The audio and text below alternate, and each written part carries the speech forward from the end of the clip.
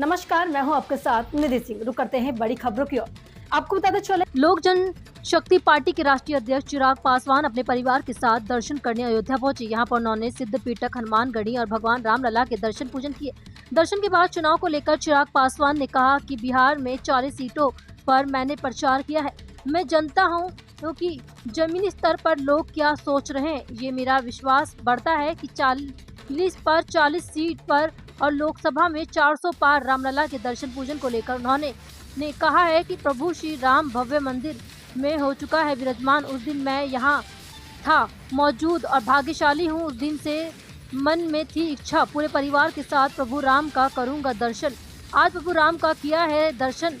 और आपको पता चले, पवन पुत्र हनुमान का लिया है आशीर्वाद। देश में चल रहे महत्वपूर्ण समय, राजनेताओं के दिमाग में चल रही है तमाम तरह की बातें।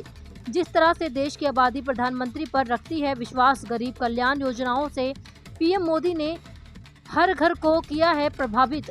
हम लोग का लक्ष्य है 400 के पार, बहुत सरल से हम लोग करेंगे प्राप्त। सनातन को नहीं मानता, विपक्षी शक्ति के विनाश की सोच रखता है। प्रधानमंत्री कन्याकुमारी में ध्यान साधना पर उन्होंने इसके विपक्ष परेशान हो रहे हैं, जो लोग सनातन को समाप्त करने की रखते हैं सोच। जिस तरह से प्रधानमंत्री आध्यात्मिक सनातन को विश्वास दिला रहे हैं, जो लोग सनातन के विनाश के बारे में सोचते हैं उनको वह ऊर्जा प्राप्त नहीं होगी।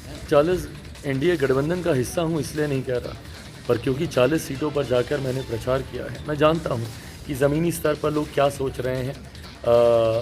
ये मेरे विश्वास को बढ़ाता है कि बिहार में 40 की 40 और लोकसभा में 400 पार।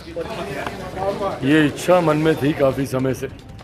पिछली बार जब प्रधानमंत्री जी के साथ जब रामलला की प्राण प्रतिष्ठा में सम्मिलित होने का सौभाग्य मुझे प्राप्त हुआ था, उसी वक्त से मन में ये इच्छा थी कि परिवार के साथ एक बार आऊँ यहाँ पर। इस दौरान चुनाव की व्यस्तता की वजह से आना नहीं हो पाया, पर हाँ, मेरे लिए ये सौभाग्य की बात है कि परिणामों से ठीक पहले पुनः मुझे प्रभु श्री राम के दर्शन करने का, मुझे मेरे परिवार को ये मौका मिला।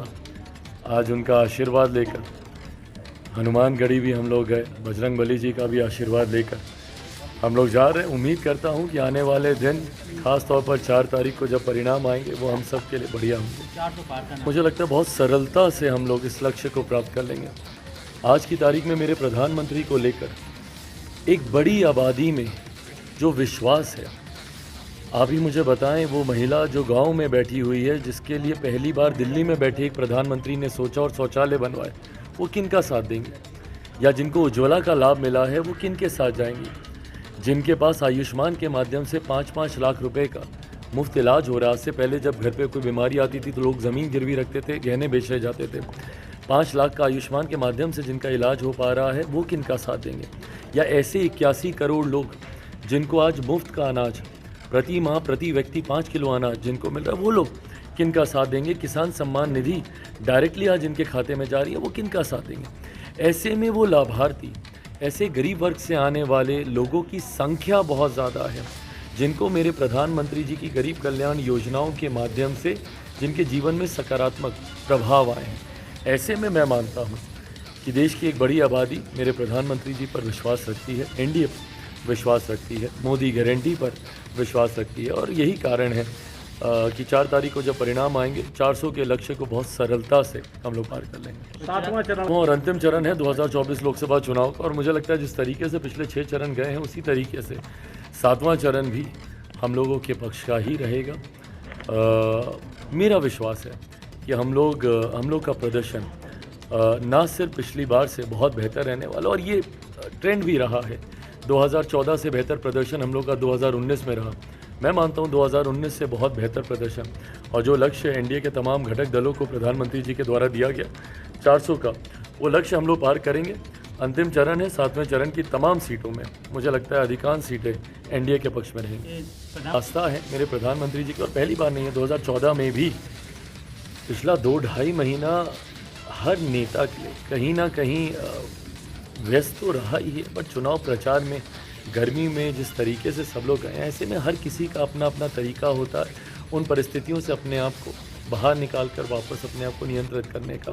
मेरे प्रधानमंत्री ने 2014-2019 में हमेशा इस तरीके से जाकर उन्होंने ध्यान लगाने का उन्होंने काम किया। बट हाँ, जो लोग इसके ऊपर राजनीति करते हैं, ये वो लोग हैं जो कि शक्ति के विनाश की कामना करते हैं। ये वो लोग हैं जिन्होंने कभी सनातन धर्म पर आस्था नहीं रखी, बीमारी बताकर उसके खात्मे तक का इन लोगों ने किया। तो अध्यात्म सनातन को जो नहीं समझता है वो इन बातों को नहीं समझ पाएगा। ऐसे में जो लोग राजनीति कर रहे हैं उनकी बुद्धि ही नहीं है, वो समझते ही नहीं कि कितनी ऊर्जा ये सनातन आपको देता है, अध्यात्म आपको देता है, ध्यान लगाना आपको देता है। मेरे प्रधानमंत्री भी उसी उद्देश्य के साथ वहाँ गए हैं और मैं भी उसी उद्देश्य के साथ प्रभु श्री राम के दर्शन करने आया। 40 एनडीए गठबंधन का हिस्सा हूँ, इसलिए